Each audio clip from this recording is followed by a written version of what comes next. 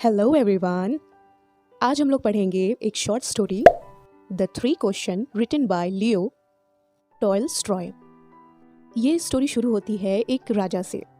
ठीक है, इसमें एक राजा है और वो राजा सोचता है अगर मुझे अपनी ज़िंदगी में सफल होना है और बहुत शक्तिशाली बनना है और बुद्धिमान बनना है तो मुझे इन 3 क्वेश्चंस के आंसर ज़रूर मिलने चाहिए। तो पहला जो क्वेश्चन होता है वो होता है किसी चीज़ को शुरू करने से पहले सही टाइम क्या है। What is the right time to begin something? ठीक है। एंड सेकेंड क्वेश्चन इज उस राजा को कौन से लोगों को सुनना चाहिए। Which people should he listen to? And the third one is राजा के लिए सबसे ज़्यादा ज़रूरी चीज़ कौन सी है, क्या ज़रूरी है करना। What is the most important thing for him to do? राजा के पास ये 3 सवाल होता है और वो बहुत ही ज़्यादा परेशान होते हैं क्योंकि इन 3 सवालों के उस राजा को आंसर प्रॉपर वे में नहीं मिलता। वो सोचता है कि अगर मुझे इन 3 क्वेश्चंस के आंसर मिल जाए ना तो मैं अपनी ज़िंदगी में एक कामयाब रूलर बनूंगा, एक कामयाब राजा बन सकूंगा। तो क्या होता है, राजा ना अपने दरबार में जितने भी लोग होते हैं उनसे ये 3 सवाल पूछते हैं, पर वहाँ पे जितने लोग होते हैं ना वो राजा को इस सवाल का कोई भी उत्तर नहीं दे पाता। अब क्या होता है, राजा अपने सिपाहियों को बुलाते हैं और अपने सिपाहियों को बोलते हैं कि तुम लोग ना बाहर जाओ और गांव वालों से पूछो, बाहर के लोगों से पूछो इन 3 क्वेश्चंस के आंसर। ठीक है, अगर तुम सही सही उत्तर ले आओगे पूछ कर तो मैं तुमको ना इनाम दूंगा, चाहे तुम कुछ भी मांगो मैं तुम्हें दूंगा। राजा के मैसेंजर जाते हैं बाहर लोगों से पूछने, ये 3 सवालों के जवाब पूछने। अब क्या होता है, अलग अलग लोगों से उनके सिपाही पूछते हैं तो अलग अलग लोग अपने अलग अलग विचारों से बताते हैं। काफ़ी लोग बोलते हैं कि राजा को ना एक टाइम टेबल बनाना चाहिए और उस टाइम टेबल के हिसाब से उनको चलना चाहिए, पर कुछ लोग बोलते हैं कि हर एक चीज़ टाइम टेबल के अकॉर्डिंग नहीं हो सकता, बेकार का जो काम होता है ना वो ना करें, जो उनके लिए ज़रूरी काम है वो पहले करें। अच्छा, कुछ लोग ये बोलते हैं, कुछ लोग बोलते हैं कि राजा को ना एक टीम बनानी चाहिए क्योंकि वो अकेले तो कर नहीं सकते, टीम होगी तो अच्छा रहेगा उनके लिए, तो उनको ना एक टीम बनानी चाहिए और टीम को बिठा के एक सलाह लेनी चाहिए उनसे।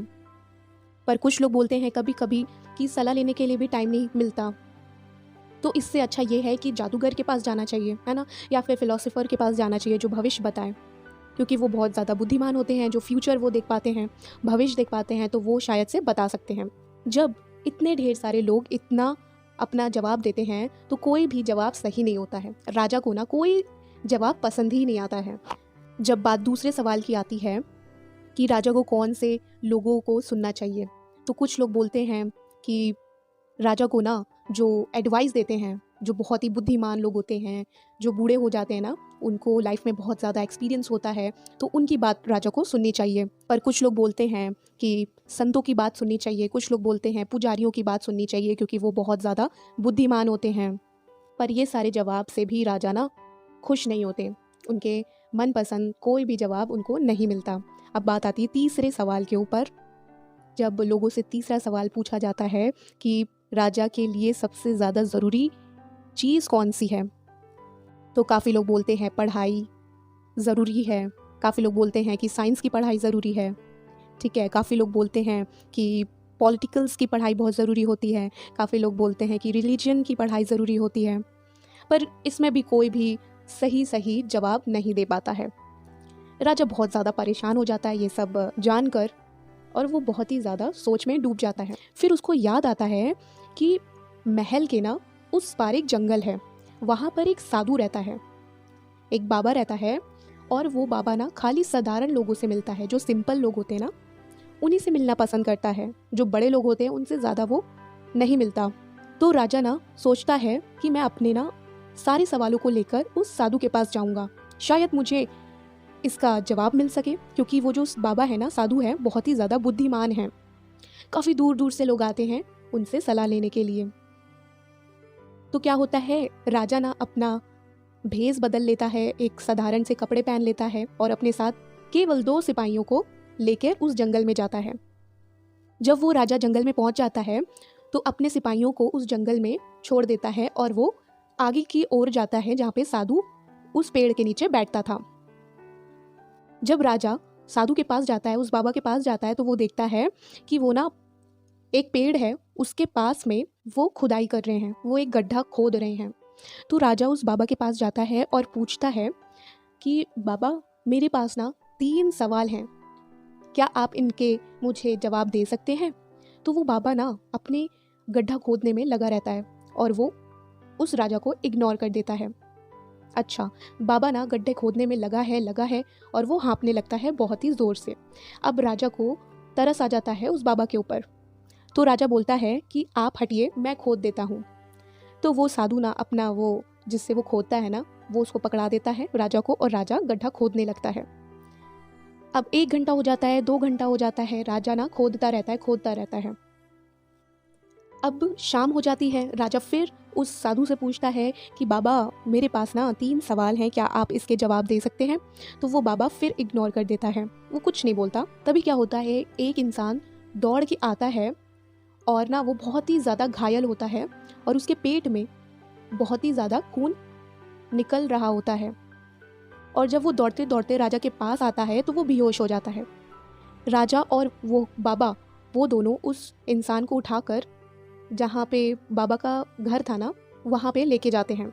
उस इंसान को लिटाते हैं और जो राजा होता है ना, वो उसकी मल्लम पट्टी करता है, उसके घाव को साफ़ करता है और उस घाव से बहुत ज़्यादा खून निकल रहा होता है, वो बंद नहीं होता।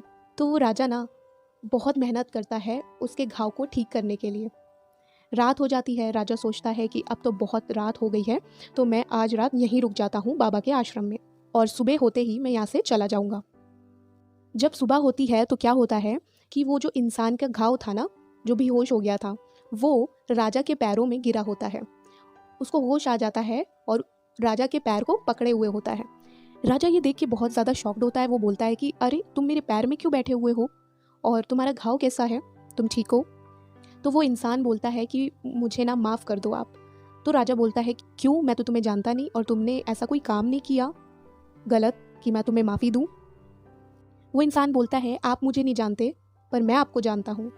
मैं ना आपसे बदला लेने के लिए आ रहा था, पर आपके सिपाहियों ने मुझे ना मारना चाहा क्योंकि वो पहचान गए थे मुझे। एक्चुअली आपने ना मेरे बड़े भाई को फांसी की सज़ा दी थी, तभी से मैंने प्लान बनाना शुरू कर दिया था कि आपको मैं जान से मार दूंगा। और आपने ना मेरी प्रॉपर्टी भी ले ली थी, इसलिए मेरे अंदर बहुत ढेर सारा गुस्सा था और मैंने ठान लिया था कि जब भी मैं आपको अकेला पाऊंगा आपको जान से मार दूंगा। पर किस्मत का खेल देखिए आप कि आपने मेरी जान बचाई। मुझे माफ़ कर दीजिए, मैं ज़िंदगी भर आपका गुलाम बन के रहूँगा। मैं क्या, मेरा पूरा परिवार, हम सब आपकी सेवा करेंगे आपके महल में।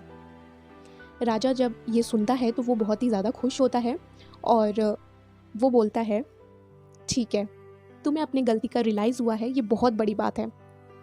और राजा बोलता है कि मैं तुम्हारा बहुत ही अच्छे से अच्छे डॉक्टर से इलाज करवाऊंगा और साथ ही साथ मैं तुम्हारी जितनी भी प्रॉपर्टी है सब दे दूंगा वापस।